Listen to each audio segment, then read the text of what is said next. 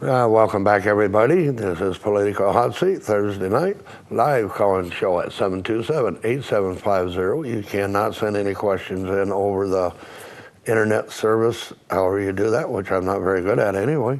We're here with candidate for public administrator, Mr. Butch Dole. And Mr. Dole, we do have a caller on the line. It is Gene. Gene, go ahead with your question.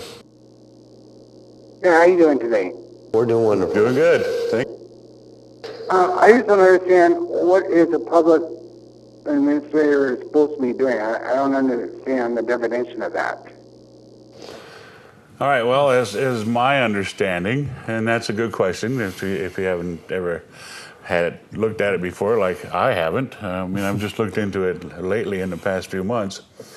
Public administrator comes in when a person has died, and the deputies and the I can't remember the name is the Coroner. Yeah, the coroner. Sorry, the coroner have determined that they cannot find an heir, or that no paperwork has been left indicating that there is an heir, and then the public administrator is supposed to come in, secure the property, secure the valuables in another secure area, and try and find the heirs for whoever it was that had died at the time.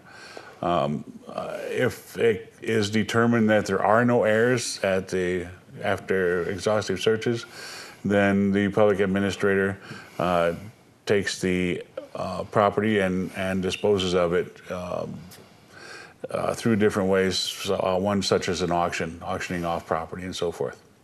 Does that answer the question? I don't believe. Are you still on there? No.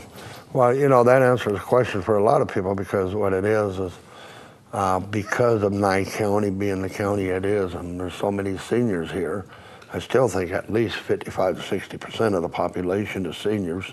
I think so too. And you got people coming from all over the United States. I don't understand why people live their whole lives and they fight and work hard for what they got. Yes. And then when they leave, they don't leave no idea of what they leave behind for loved ones. I would hope that you'd leave a piece of paper or somewhere with a relative's phone number on it, just so that somebody can find them. Yeah, well, try to make sure it's somebody you know. Yeah. Well, it could be somebody you don't know, but you like because you saw him walking down the street. We probably shouldn't get into this, but there was an elderly lady named Rose who I got a call one night at about 1 o'clock in the morning, and she was in a hospital in Las Vegas. And she asked me if I'd go by her house.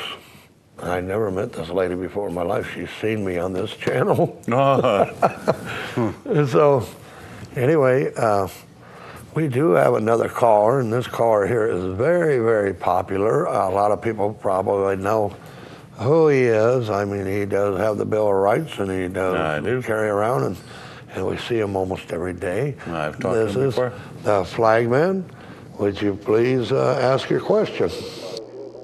Yeah, I'm the Flagman Rainbow. How are you doing today, everybody? I'm doing great, Flagman. How you doing today? Okay, I'm glad I'm watching this show, because the public administrator, it's been in question for so many years. I've been out here since 1978, and I've seen the chaotic situations where they go in and confiscate, and property is lost, and people are not advised as far as relatives.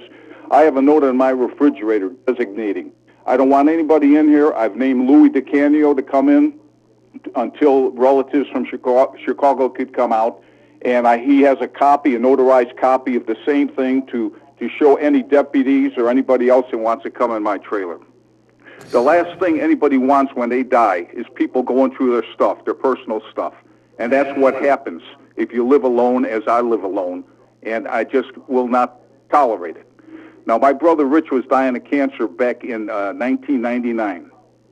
And Red Dyer was the public administrator, and everybody knows about Red Dyer, anybody who was here. He stole all kinds of property. He was sentenced to 30 years into slammer for what he had done. But my brother made me promise on his deathbed I would not let Red Dyer in to go through his SH blank blank. He said, keep him out of here, and I did. And that's the way he felt about it. He was dying, and he didn't want people going through his stuff. And this is outrageous. So I would advise anybody to put a note on the refrigerator designating who your next of kin is. And if you have someone to take care of the place till your next of kin can come out, just make it public on the refrigerator and give a friend a copy also. So if the cops try to come in, you don't want anybody. You don't want any officers in or anybody else. You just want somebody you trust to look over your stuff until your relatives could come out. So I hope that clears things up a little bit. And by the way, Red Dyer was sentenced to 30 years, but it was 6 5-year consecutive sentences, but they made him concurrent. He was out in 2.5 years.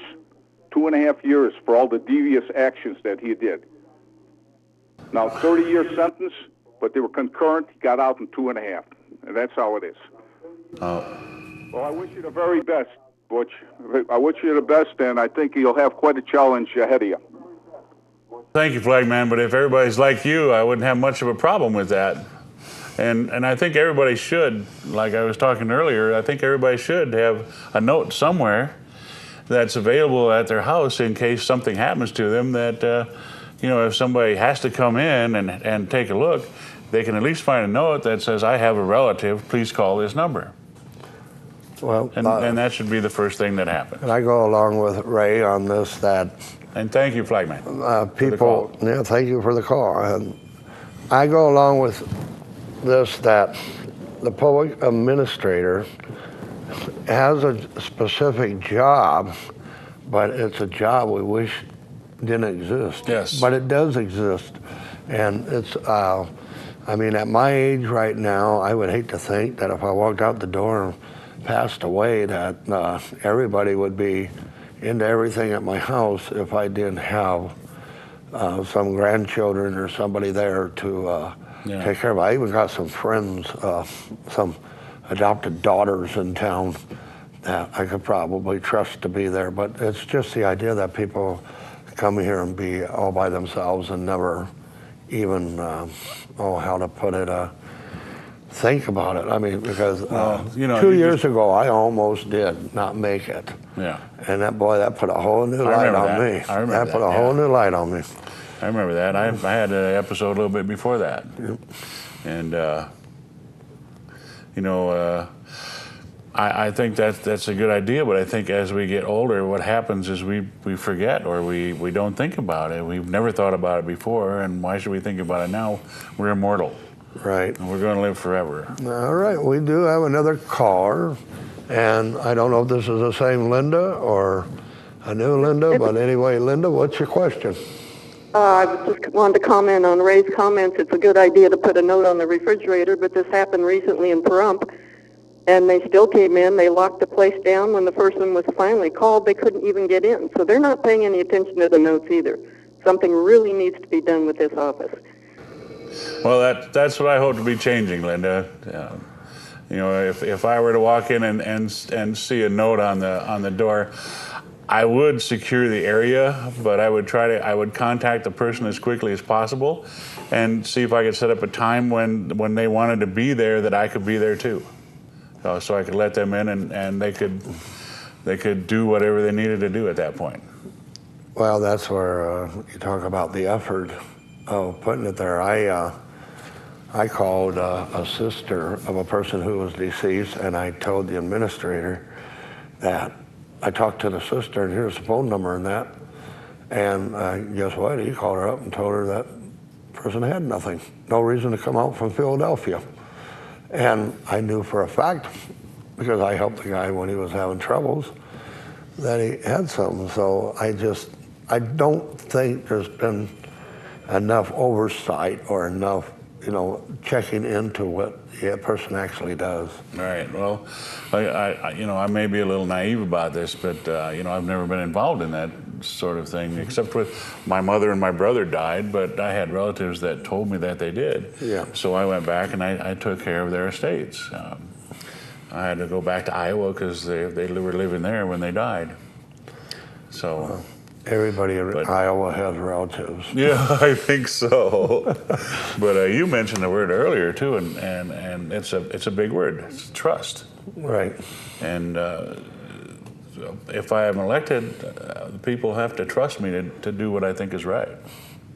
Right. You know, the thing is that person's belongings, no matter how little it might look to you, might mean a lot. So it might be a picture of two people you say, we don't know who they are. Yeah. It might be a great-grandparent picture to where it'll mean a lot to somebody else, Yeah. not to you. Okay, we do have another caller on the line, and her name is Sue, and Sue, go ahead with your question.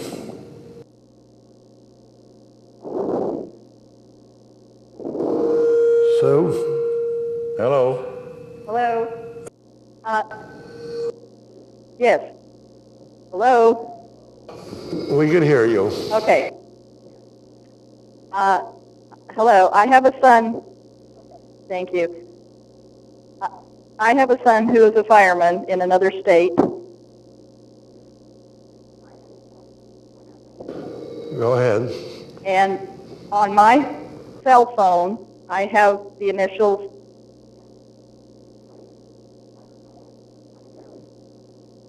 ICE. That stands for in case of emergency.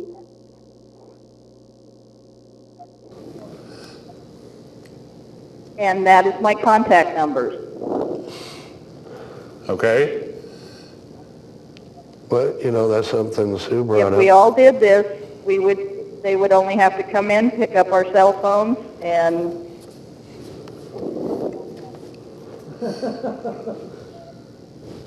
they would know who to contact. Okay. I understand what you're saying, and let's make it redundant and go ahead and put a note on the refrigerator at the same time, so that we have corresponding